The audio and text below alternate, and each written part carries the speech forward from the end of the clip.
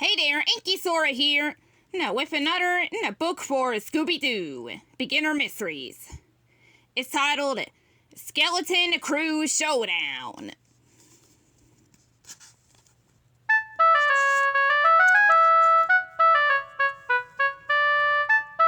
Let's see. 10 chapters. Chapter 1 will be on, page 9.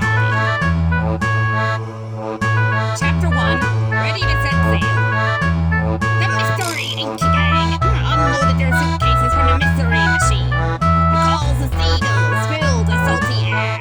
Daphne stretched and pulled out a long handle from her purple suitcase. My kids remember the last time he had a vacation.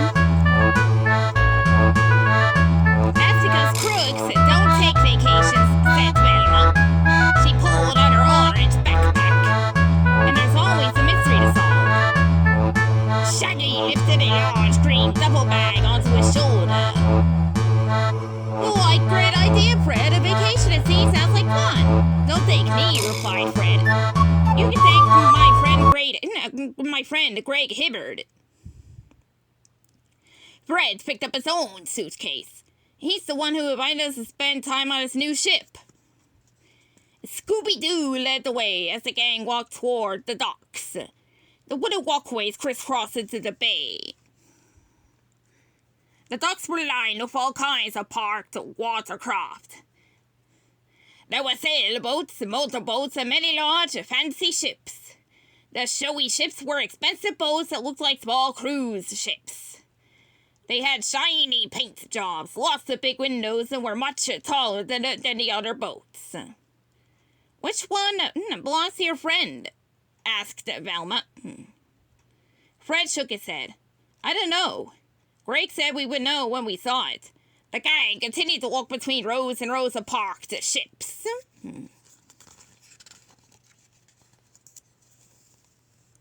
Fred, called a voice. Over here. Everyone looked around to see who was calling. Daphne finally spotted him. Is that your friend? She asked Fred. Daphne pointed to a man standing atop the biggest, fanciest ship they had ever seen. It was almost the size of a real cruise ship. Fred waved up at the man. Greg waved him forward. Come on aboard. Fred turned back to the others. I guess this is... He stopped talking. Everyone was gone.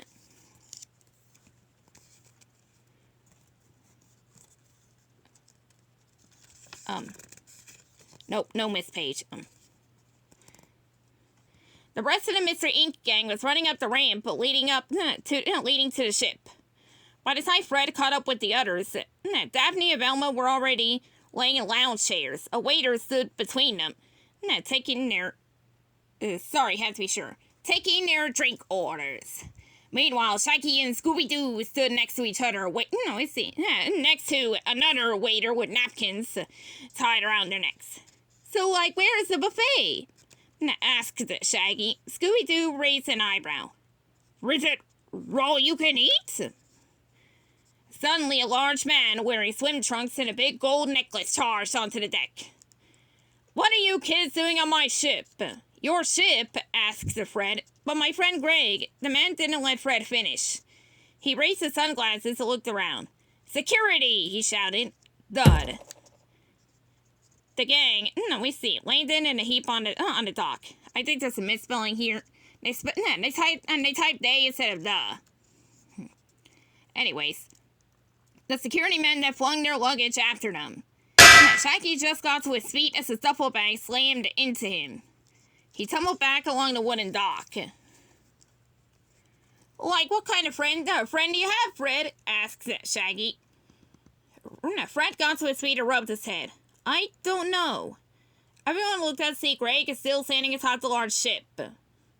Greg threw his hands up. What are you doing, Fred? Just then, the big ship pulled away from the dock. To everyone's surprise, Greg stayed in place. He wasn't standing on the big ship at all. Instead, he stood atop the highest deck on the ship behind it. It only looked as if he had been standing on the big fancy ship. Whoopsie! Wait a minute, said Velma. That's your friend's ship? Everyone's jaws dropped. Greg stood on the deck of an old, run-down, rickety pirate ship. Chapter 2. Some vacation. Careful, everyone, warned Greg. Watch your step. Fred was the last to walk up the thin, wobbly plank of wood. Once he was aboard the vessel, he introduced the rest of the gang. Then everyone looked around the ship. Chipped paint covered the railings, tattered sails flapped in the breeze above them, and the deck was made up of cracked and rotted boards. Fred rubbed his chin. Greg, when you invited us to stay on your new ship, I expected something, less old, finished Daphne. You know? Asked Velma. The opposite of new? Well, it's new to me, said Greg. Besides, this was a once-in-a-lifetime chance to be the owner of a real pirate ship. Greg spread his arms wide. Welcome aboard the Salty Dog. The Mr. Ink gang stared blankly at him. Greg led them toward the front of the ship. Come on, let me show you the masthead. Masthead? Asked Scooby. That's what they call the carved statue on the front of old sailing ships, explained Velma. That's right, said Greg. And this masthead is a wooden statue of none other than the captain of this ship, Angus Grimm. Everyone leaned over the railing to look at the masthead. It was a statue of an angry, bearded man with a patch over one eye.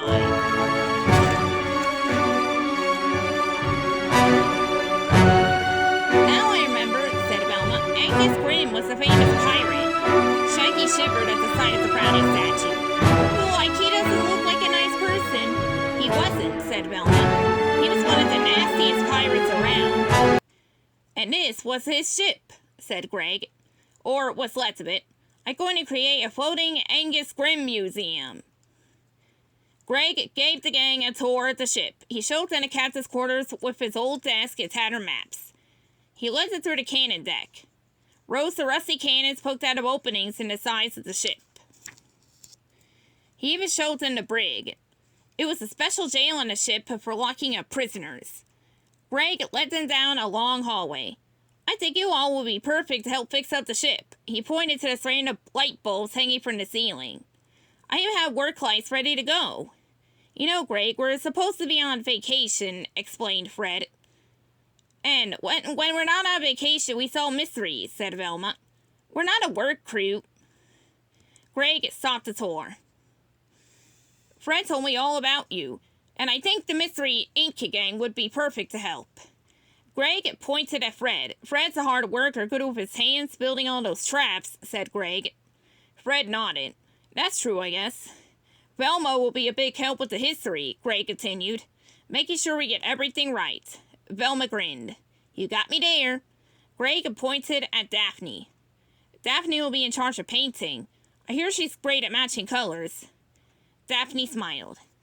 It's a gift. Shaggy put his hands on his hips. Wait a minute, buddy boy.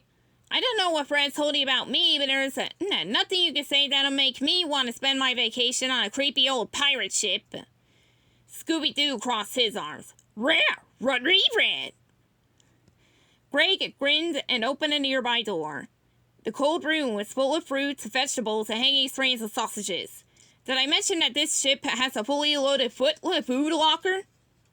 Shaggy drooled. Like you had me a food. Greg had finished the rest of the tour and showed them to their rooms. After a nice dinner, everyone went to sleep. They wanted to be rested for all the hard work the next day.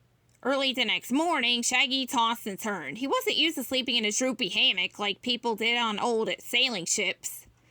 When he tried to climb out, he flew out of the hammock and hit the floor. Dump! Shaggy rubbed his head. Like, sorry if I woke you, Scoob.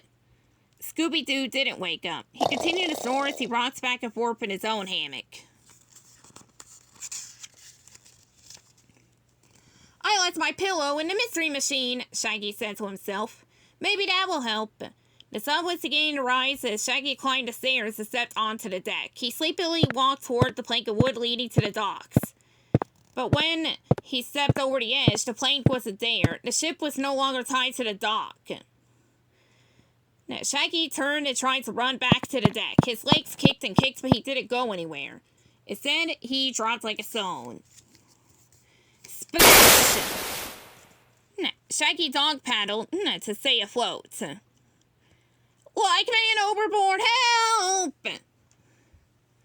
That time ended off, but to be continued.